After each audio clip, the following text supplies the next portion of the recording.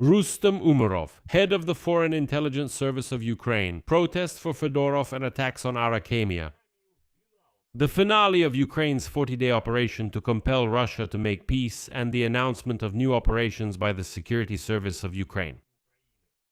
Several personnel and political events took place in Kyiv at once, which all trace back to the same larger tangle of a corruption case surrounding Timur Mindich and the political crisis around the dismissal of Defense Minister Fedorov.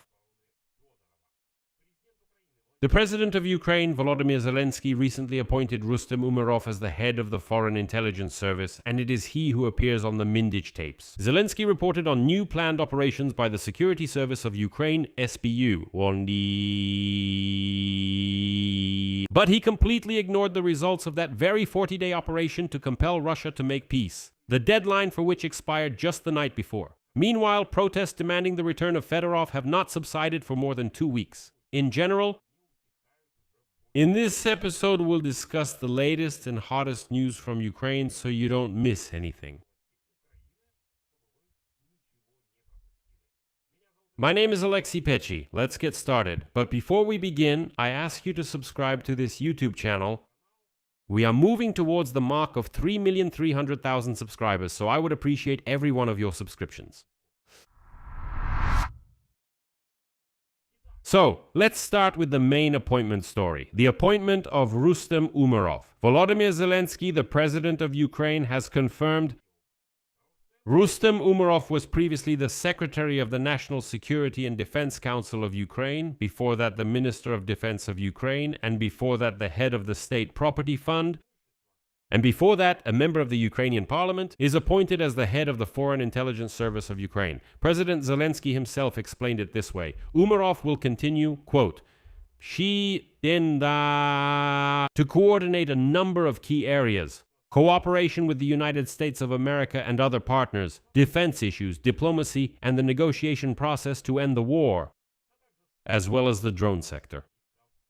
Let me remind you, Fedorov handled the drone sector, just saying. And so, as stated by President Zelensky's team, this is a natural fit for Umerov, his regular area of expertise, international contacts, external activities, a structure that combines weapons with international engagement. In general, a super official for super solutions to super important issues. The vacant position of Secretary of the National Security and Defense Council will be filled by former Minister of Internal Affairs Ihor Klimenko. Let me remind you, this decision was being prepared back on July 17 when Zelensky first offered Klimenko this position. Although at first he was actually predicted to become the Minister of Defense, ultimately he became Secretary of the National Security and Defense Council. At first glance, it may seem like just a routine personnel reshuffle, but there's a detail that turns it into a much more significant story. Many people who are opposed to the office of the President of Ukraine recall that, actually. In the materials of the criminal case being investigated by Ukrainian anti-corruption officials, namely the opposition bodies NIBU and SAP, there are audio recordings of conversations made in the apartment of businessman Timur Mindich in the summer of 2025. And in one of these recordings, none other than the then Minister of Defense, Rustem Umerov himself, is participating. The participants were discussing his possible future appointment as ambassador to the United States of America, as well as the company Firepoint, a manufacturer of long-range weapons, specifically the FP1, FP5, and FP7 models of missiles and drones. At the same time, Mindich himself complained to Umerov about the underfunding of this very company, Firepoint. So basically, a person whose name comes up in the records of one of the most high-profile corruption cases in the defense sector is appointed as the head of the Foreign Intelligence Service, that is, an agency whose work is by definition classified and removed from significant public oversight. Let me remind you of an earlier detail that many may have already forgotten. Rustem Umerov has already been questioned as a witness in the Energoatom case, another high-profile corruption scandal of recent years. So this is not the first time his name has come up in investigations about, embezzlement of state funds. And right now he is getting a promotion.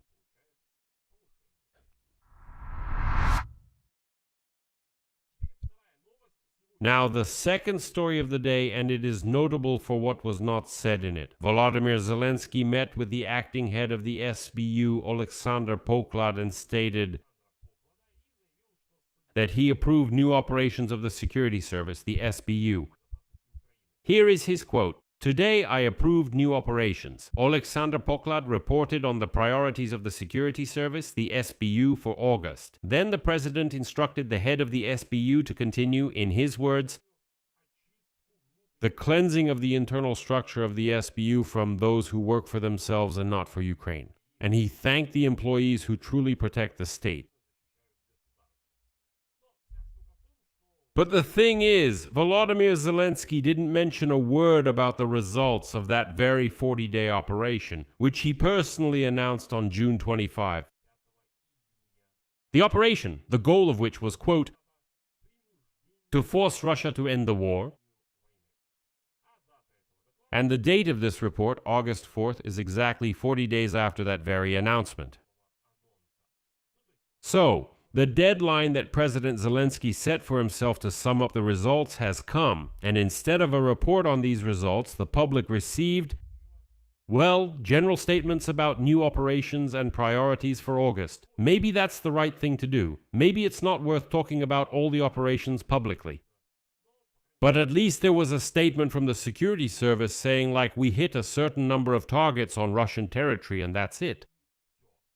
So now it all comes down to saying, like, we struck and we'll keep striking. The reaction of the head of the president's office, Kirilo Budanov, who spoke the day before, is also telling. Commenting on this very 40-day operation, he urged, and I quote, not to focus on the timing. Well, translating this into plain language, this is a direct admission that the stated goal was not achieved in 40 days. That's why they simply avoid the topic. However, it's important to immediately point out a very important detail. Volodymyr Zelensky never said that like something definitely had to happen in 40 days. And this wasn't a deadline. There were no ultimatums. There was only a statement about the launch of a 40-day operation to force Russia to make peace. Although, personally, I still don't really understand why these deadlines were mentioned at all. Why was this statement made? A 40-day operation? For what purpose? Well, if the goal was to strike and attack Russia, then you should strike and attack Russia. Why announce these 40 days? In general, this question remains unanswered for me. At the same time, the real work of the security service of Ukraine is indeed ongoing, and it continues successfully. Subtitles. The third major story is the ongoing political crisis surrounding the dismissal of Mikhail Fedorov, which apparently overlaps with the first two stories for a reason. Let me remind you of the background. Fedorov, under whom the Ministry of Defense launched a large-scale procurement reform for the armed forces of Ukraine, was removed from his position through the formal resignation of the entire government. For almost 3 weeks now, protests demanding his return to the post of Minister of Defense have not subsided in Kyiv. On July 31, let me remind you, there was a large march.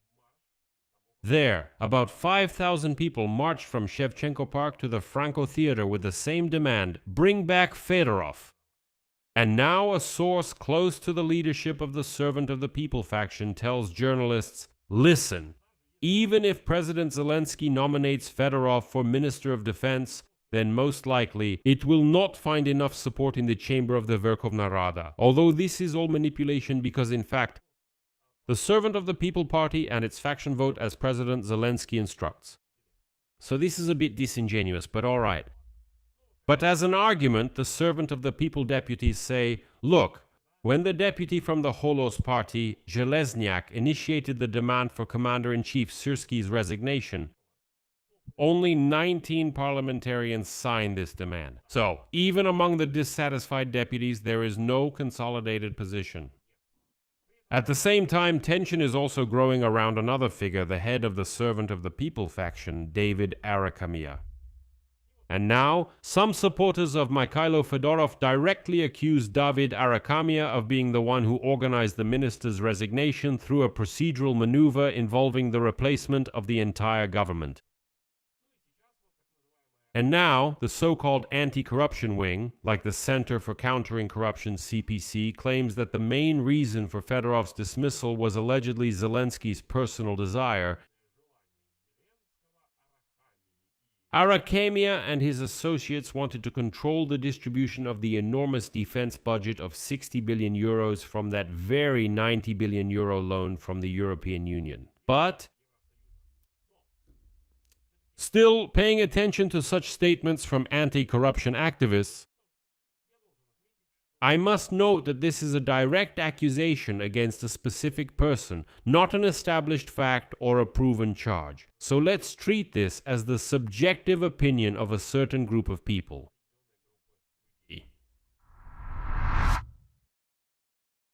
What follows from all this? The likely scenario is as follows.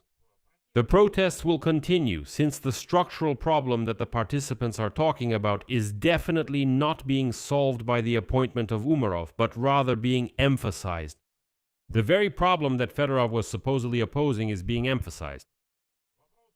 The question about the real results of the 40-day SBU operation will most likely remain without a clear public answer, judging by Budanov's rhetoric about not focusing on the timing, as he put it. President Zelensky's team itself doesn't seem ready to acknowledge whether its results were successful or not. It just happened, that's all. Well, the appointment of Rustem Umerov as the head of the Foreign Intelligence Service, considering his being named in the Mindich case, could become a new source of criticism from those who are already demanding transparency in the defense sector.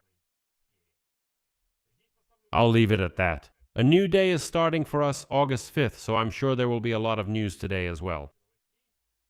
So I'll leave it at that. Share your opinions and conclusions in the comments below this episode. Subscribe to the channel, hit the bell, and don't forget to like. If you want to support the work of an independent YouTube channel, you can do so financially with any donation or by using the sponsorship feature on YouTube. It's the button next to subscribe, the one that says join. Click it, choose any support option that's convenient for you, and I'll be grateful for any support you give. That's all for now. Take care. Goodbye, everyone.